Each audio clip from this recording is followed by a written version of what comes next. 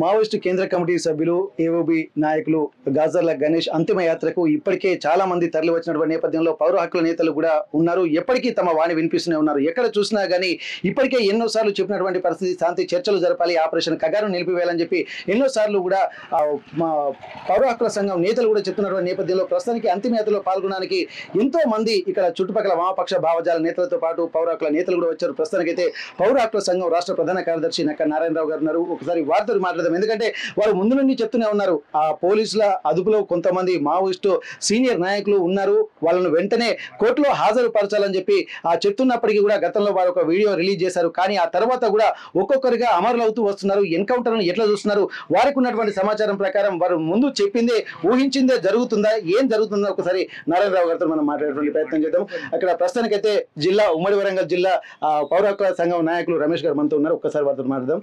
Sir, ఇప్పటి వరకు చూసినట్టయితే ఇక్కడ మన వరంగల్ అంటేనే ఒక పోరాట కిల్లాగా, అందులో ఇక్కడ వెలిశాల అనేటువంటి గ్రామంకి ఒక చరిత్ర ఉంది. ఈ వెలిశాల గ్రామంలో గడప గడప కూడా ఒక ఉద్యమ స్ఫూర్తి ఉన్నటువంటి నేపథ్యం.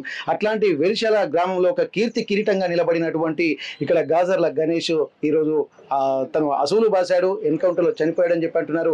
అంతిమ యాత్రలో పాల్గొనడానికి ఊరంతా పాల్గొంటుంది. గత కొన్ని రోజులుగా వరుస సంఘటనలు జరుగుతున్న నేపథ్యంలో దీన్ని ఎట్లా చూస్తున్నారు మీరు? మిత్రులారా, ఏదైతే ఇప్పుడు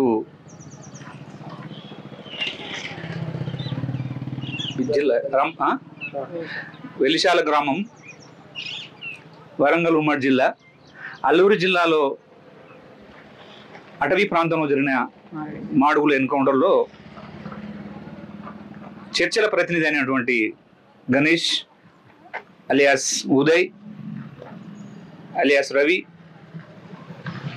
ఒక 18వ తారీఖు రోజు ఎన్కౌంటర్ జరిగినట్టు ప్రకటించిన సందర్భంగా వాస్తవంగా సంఘటన పౌర హక్కుల సంఘం మొదటి నుంచి చెప్తూనే ఉన్నది, అది ఖచ్చితంగా ఎన్కౌంటర్ కాదు, అక్కడ ఎదురుకాల్పులు అంటే ఏమీ జరగలేదు, కేవలం పట్టుకొని కాల్చి చంపినట్టు స్పష్టంగా మనకు అక్కడ తెలుస్తున్నది. అక్కడ ఎప్పుడు కానీ ఎన్కౌంటర్ అంటే రెండు వర్గాల మధ్య పోరాటం జరుగుతుంది, అందులో భాగంగా వ్యక్తులు చనిపోతారు. ఇక్కడ అటు పోలీసు నుంచి కానీ ఎలాంటి ఒక వ్యక్తి కూడా చనిపోలేదు. ఈ సందర్భంగా అది ఖచ్చితంగా బూటకం అని చెప్తున్నాను.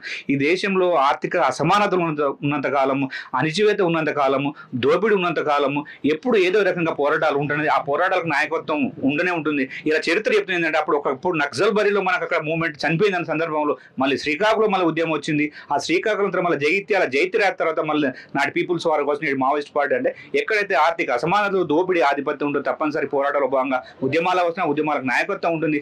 ఇవాళ మనం ముఖ్యంగా చెప్పుకుంది ఏంటంటే ఇవాళ కేంద్ర ప్రభుత్వం ఇప్పుడు 2014 తర్వాత బీజేపీ ఇక్కడ కేంద్రంలో పాలనకు వచ్చిందో ఇప్పుడు గత 11 సంవత్సరాలుగా మనకు తెలుస్తున్నదంటే ఆ బీజేపీ ప్రభుత్వానికి రాజ్యాంగం కానీ ఈ యొక్క కాన్స్టిట్యూషన్ ఎలాంటి పట్టింపు లేవు. ఈ భారతదేశం ఒక పెద్ద ప్రజాస్వామిక దేశం అంటాము, పెద్ద ప్రజాస్వామ్యం, పెద్ద కాన్స్టిట్యూషన్ అంటాము. కానీ ఇలా చెప్పు జరుగుతుందంటే ఇవాళ నేను చంపేస్తా, కొట్టేస్తా, కానీ నాకు ఎదురు లేదు అనే సందర్భంలో ఇలా పాలన కొనసాగుతుంది.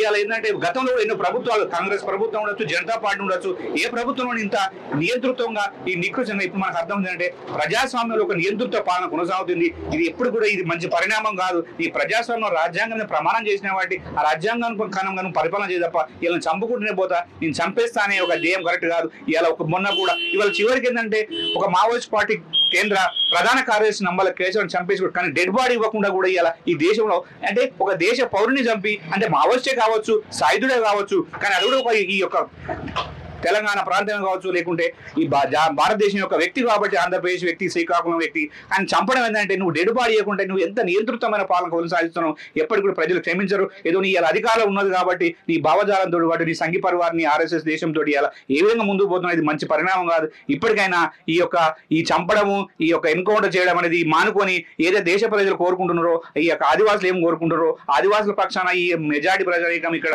అక్కడ మావోయిస్టులు ఏం కోరుకుంటారో వాళ్ళని చంపడం ఏం కాదు. దయచేసి ఇప్పటికైనా ఆ రాజ్యాంగాన్ని కాపాడండి, చట్టాన్ని కాపాడండి, చట్టాన్ని అమలు పరచండి. ఈ చంపడము ధ్యేయం ఎంతకన్నా మీరు తాత్కాలిక మీరు చంపుతారు కావచ్చు, తదుపరి ఏదో రూపంగా మళ్ళీ నీకు పరిణామాలు వస్తూ ఉంటుంది, మళ్ళీ అంచువేలు వస్తూ ఉంటుంది, మళ్ళీ మూవ్మెంట్ పోరాటాలు మంచి ప్రశ్నించే తత్వం వస్తుంది, మళ్ళీ పోరాటాలు ముందుకు వస్తాయి. ఇప్పటికైనా పౌర హక్కుల సంఘం ఏమంటుందంటే ఈ రాజ్యాంగ ప్రకారం ఈ పొండి ఈ యొక్క చర్చల ప్రతిపాదన ముందు తీసుకొని చర్చలు కొనసాగించాలని కోరుకుంటున్నాం. ఓకే, నారాయణరావు గారు రాష్ట్ర ప్రధాన కార్యదర్శి గారు ఉన్నారు. నారాయణ గారు, మీరు ముందే చెప్పారు, ఒక వీడియో కూడా రిలీజ్ చేశారు. మా పోలీసుల అదుపులో కూడా 14 మంది సీనియర్ మావోయిస్టు నేతలు ఉన్నట్టుగా నాకు సమాచారం అందింది. వారిని వెంటనే కోర్టులో హాజరుపరచండి అని చెప్పి మీరు గతంలో కూడా ఆర్టీవీకి చెప్పినటువంటి పరిస్థితి. కానీ ఆ తర్వాత కూడా ఎక్కడ ఆగకుండా ఒక్కరొక్కరుగా ఇక్కడ అసూలు బాస్తున్నటువంటి సందర్భాన్ని దీన్ని ఎట్లా చూస్తున్నారు మీరు? మనది ప్రపంచంలోనే అత్యున్నతమైన ప్రజాస్వామిక వ్యవస్థ కలిగిన దేశం. ప్రజాస్వామ్యం పరంగా, రాజ్యాంగ పరంగా ఎవరు పాలకులుగా వచ్చినా కానీ పరిపాలన చేయాల్సి ఉంటుంది. అట్లా చేయకుండా నేను ఒక నియంతగా లేకపోతే ఒక హంతకుడుగా పాలన చేస్తామంటే ప్రజలు, ప్రజానీకం ఎవరు కూడా ఒప్పుకోరు. ఇప్పుడు అమిత్ షా, మోడీలు ఏమనుకుంటున్నారంటే మేము హత్య చేస్తాం, మీరు ఏం చేస్తారని ప్రశ్నిస్తున్నారు. అది ప్రజాస్వామ్యంలో చెల్లుబాటు కాదు. ఎందుకంటే మోడీ, షాలను మించిన తాతల్ని చూసిన భారత ప్రజలు ఉన్నారు. ఎందుకంటే ప్రపంచం కూడా హిట్లర్, ముస్సోలిని చూసింది. మీరు అంతకన్నా గొప్పలు కూడా కాదు. అయితే కాకపోతే కొంత లాస్ జరుగుతూ కొంతమంది నష్టపోవచ్చు. వాస్తవం ఏంటంటే నువ్వు రాజ్యాంగం మీద ప్రమాణం చేసి రాజ్యాధికారంలోకి వచ్చినావు. రాజ్యాంగాన్ని అమలు జరిపే క్రమంలో వాళ్ళకు సమస్యలు ఏంది, వాళ్ళు ఎందుకు సాయుధ పోరాటం నమ్ముకున్నారు, సాయుధ పోరాటం నమ్ముకున్న వాళ్ళు ఆపరేషన్ కగా తర్వాత ఒక 6 నెలలుగా 5 లెటర్లు రాసి చర్చల ప్రక్రియను కొనసాగించడానికి మీ ముందుకు వచ్చిండ్రు. మీకు పదే విన్నవిస్తున్నారు, మేధాలో తెలియజేస్తున్నారు. మీ దగ్గర ఎందుకు ఒక ప్రజాస్వామిక కాంక్ష లేదు, ఒక ఉద్దేశం లేదు, ఒక రాజ్యాంగ కట్టుబద్ధత లేదు. ఎందుకు అంటే మీరు రాజ్యాంగాన్ని విడిచిపెట్టినరా, ప్రజాస్వామ్యాన్ని అణచివేసినరా? మరి అటువంటిప్పుడు మీరు పదవిలో కొనసాగే నైతిక మీకు ఎక్కడిది? మీరు తొలగిపోండి, రాజీనామా చేసేయండి. మాకు మావోయిస్టులను అణచివేయడానికో లేకపోతే ఇంకోటి చేయడానికో మాకు ప్రజాస్వామ్య పరంగా మాకు ఎటువంటి అవకాశాలు లేవు, మేము అట్లా అని చెప్పి మేము సరిగ్గా పాలన కూడా చేయలేకపోతున్నామని చెప్పండి. కానీ హత్యలు చేసే అధికారం మాత్రం రాజ్యాంగం ఇవ్వలేదు. రాజ్యాంగం నమ్ముతున్నారు కదా, రాజ్యాంగం వాళ్ళు ఎట్లయితే రాజ్యాంగం నమ్మకుండా మనం పోరాటం చేస్తున్నారో నువ్వు కూడా రాజ్యాంగం నమ్మడాలు, నువ్వు వాళ్ళు సేమే కదా. రాజ్యాంగం వాళ్ళు నమ్ముతలేరు, నువ్వు నమ్ముతలేవు. ఇక రాజ్యాంగం ఎవరికి? మరి రాజ్యాంగం ఎవరికి, ప్రజాస్వామ్యం ఎవరికి? ఖచ్చితంగా మాట్లాడాలంటే వాళ్ళు నమ్ముతాడు, నువ్వు నమ్మాలి కదా. రాజ్యాంగం ఎప్పుడన్నా మావోయిస్టులు ఆయుధం పట్టుకున్నందుకు వాళ్ళని కాల్చి చంపని చెప్పిందా? నువ్వు ముహూర్తం పెట్టి నేను నిర్మూలిస్తానంటే నిర్మూలించినావంటే చంపడమే కదా. చంపే రైట్ నీకు ఎక్కడిది? ఎవరిచ్చారు? అసలు నువ్వు పాలకులో రావడానికే చాలా కష్టపడి కొన్నేళ్ల తర్వాత వచ్చినావు. అది కూడా గుజరాత్ గాయం తర్వాత, ముజఫర్నగర్ హత్యాకాండ తర్వాత, బాబ్రీ మసీద్ ఈ ఉదంతాల తర్వాత వచ్చినప్పటికి కూడా ఇప్పటికి కూడా కుల ద్వేషాలు, మత ద్వేషాలతో నిజంగా దేశం మొత్తం ఒక 2 మతాలుగా చీలిపోయినది. ముస్లిం ప్రజలైతే 2వ తరగతి పౌరులుగా కనీసం జీవించే హక్కు ఎప్పుడో బతుకుతున్నారు. అటువంటి స్థితిలో మీరు మావోయిస్టు ఉద్యమం పడి దాన్ని నిర్మూలిస్తామని స్పష్టంగా పదే ప్రకటనలు చేస్తున్నట్టే మేము రాజ్యాంగం గౌరవించామని చెప్పి మావోయిస్టుగా మాట్లాడుతున్నారు. ఇక మావోయిస్టులు నిషేధులైనట్టు బీజేపీ పార్టీ మాత్రం ఒక నిషేధపు పాత్ర పోషిస్తుంది కదా. మీరు కూడా నిషేధించబడాలి కదా. రాజ్యాంగం నమ్మిన వ్యక్తులకు ఈ సమాజంలో ఒక ప్రజాస్వామ్యబద్ధంగా ప్రచారం చేసుకునే హక్కు, ప్రజలతో మాట్లాడే ఎక్కడిది? మాది మావోయిస్టులు లేకపోతే మీకు కూడా లేదు కదా. కానీ మీకు రాజ్యం ఉన్నదని చెప్పి, బలం ఉందని చెప్పి, కార్పొరేట్లు అన్నం ఉన్నదని చెప్పి మీరు కార్పొరేట్లతోటి మీరు ములాఖతై ఒక ఉద్యమాన్ని అణచివేసే ప్రయత్నం చేస్తున్నారు. ఇది చరిత్రలో కాదు, ఇది ఎప్పటికి కూడా సాధ్యం కాదు. ఎందుకంటే ఆ ఉద్యమానికి ఉన్న పునాది ఏంటంటే ఆకలి, విద్య, వైద్యం అన్నీ.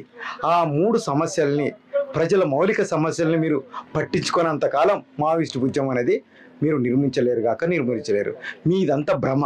మీరు కార్పొరేట్ల కోసం, కార్పొరేట్లు ఏదైతే ఒక వాళ్ళు మధ్యవర్తులుగా మీరు ఉన్నందుకు, దళారులుగా ఉన్నందుకు మీకు ఇస్తున్న కోట్లాది విలువైన ఆ డబ్బుల కోసం మీరు చేస్తున్నారు తప్ప ఇది ఉద్యమానికి ఉన్నటువంటి పునాది అంశాలను నువ్వు తడమనంత కాలం ఈ ఉద్యమం ఆగిపోదు. ఇది 50 ఏళ్ళుగా సాగుతుంది. 50 ఏళ్ళుగా సాగడమే కాదు, నువ్వు 20,000 మందిని ఎన్కౌంటర్ పేరుతో 20,000 మందిని ఎన్కౌంటర్ పేరుతో కాల్చంపరకు ఈ ఉద్యమం ఆగలేదంటే నువ్వు ఒక్కసారి ఆలోచించుకో. బీజేపీ నేతలారా, అమిత్ షా, మోడీ, మీరు ఏదో రాజ్యాంగాన్ని పక్కకు పెట్టి లేకపోతే మేము కార్పొరేట్ల కోసం పాలన చేస్తామంటే మీరు ఎన్నికలకు వచ్చేటప్పుడు చెప్పండి, మాకు ప్రజలు అవసరం లేదు, మావోయిస్టు ఉద్యమానికి హత్య చేసి అణచివేస్తాం, మేము కార్పొరేట్ల కోసం బతుకుతామని చెప్పండి. అప్పుడు ప్రజలు ఓటేస్తారా లేదో తెలుసుకోండి. ప్రజల్ని భ్రమంలో పెట్టి మీరు అధికారంకి వచ్చే అధికారం మీకు లేదు. ఇప్పటికైనా సరే మీరు మీ పాలనను సరిదిద్దుకోండి. ఎప్పటికైనా సరే మీరు ఇట్లా చేస్తున్న హత్యాకాండను ఎప్పటికైనా ప్రజలు క్షమించరు. అది ఎన్టీ రామారావు చేసిండు, ఏమైనా మీకు తెలుసు. తర్వాత దేశంలో ఎంతోమంది పాలకులు ఎట్లా చేసిండో తెలుసు. ఇవన్నీ మీరు దృష్టిలో పెట్టుకుంటే ఇప్పుడు మీ దగ్గర బలం ఉన్నదని చెప్పి, లక్షలాది బలగాలు, సాయుధ బలగాలు ఉన్నాయని చెప్పి మీరు బాగా ధైర్యంగా ఫీల్ అవుతున్నారు. కానీ ఆ బలగాలు అనేది ఎంతో కాలం ఉండవు. ఎందుకంటే ప్రజలు 140 కోట్ల మంది, అంటే మీరు 1,40,00,00,000 మందికి 1,40,00,00,000 మంది సాయుధ బలగాలను ఇవ్వలేరు.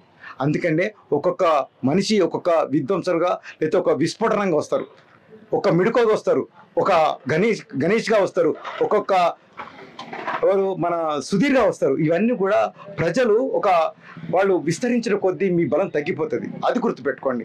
ఆ మావోయిస్టు ఉద్యమం అనేది ప్రజల మౌలిక సూచనలను బేస్ చేసుకొని కొనసాగుతుంది. నీలాగా కులం మతల దేవుళ్ళని బేస్ చేసుకొని కొనసాగడం లేదు. ఇది ప్రాథమికమైన అంశాలను గుర్తుపెట్టుకుంటే మీరు నిర్మూలించగలిగింది మనుషులను మాత్రమే తప్ప ఉద్యమాలను ఎట్టి పరిస్థితులు నిర్మూలించలేకపోరు. మీరు చెప్తున్న ఏంటంటే కొంతమంది వ్యక్తులను నిర్మూలించి ఉద్యమం నిర్మించామని భ్రమిస్తారు, ప్రకటనలు చేస్తారు. మీడియా మీద అయినప్పుడు మీరు ఒక్కటి చేస్తే 100 చెప్పుకోగలిగిన మీ శక్తిని తప్ప.